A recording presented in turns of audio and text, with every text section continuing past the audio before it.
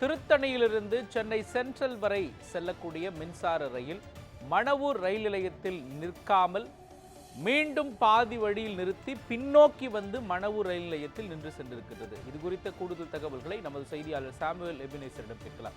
Samuel Ebenezer, இது போன்ற சம்பவம் இதற்கு முன்னால் நடந்திருக்கிறது. தற்பொழுது எப்பொழுது நடந்தது?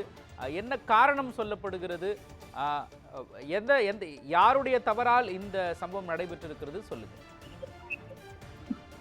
மோகன், இன்று சரியாக 6:20 மணிக்கு திருத்தணி ரயில் நிலையத்திலிருந்து சென்னை சென்ட்ரல் வரை புறப்பட்ட மின்சார ரயிலானது மணூர் ரயில் நிலையம் அருகே வரும்போது ரயில் நிலையத்தில் நிற்காமல் கடந்து சென்ற சம்பவம் பெரும் பரபரப்பை ஏற்படுத்தியிருக்கிறது.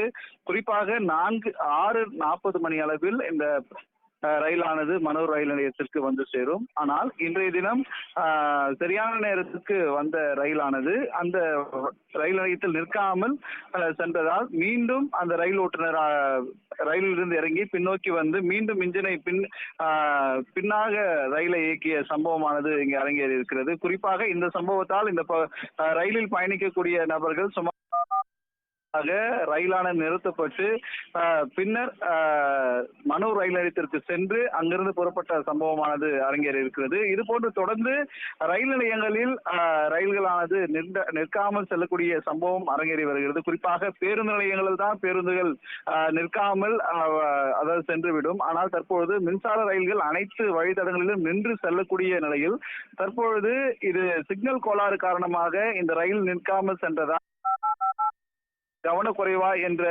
விசாரணையானது தற்பொழுது ரயில்வே துறையினர் விசாரணைக்கு உள்ளான பிற்பாடு தான் இது முழு விவரங்களும் தெரிய வரும். மோகன், தற்பொழுது இந்த சம்பவத்தால் மணூர் ரயில் நிலையத்திலிருந்து சரியாக 6:40 மணி அளவில் பிற்பாடு தான் ரயிலானது புறப்பட்டது குறிப்பிடத்தக்கது. மோகன், விவரங்களையும் காட்சிகளையும் வழங்கியதற்காக நன்றி சாமுவேல் எபினேசர்.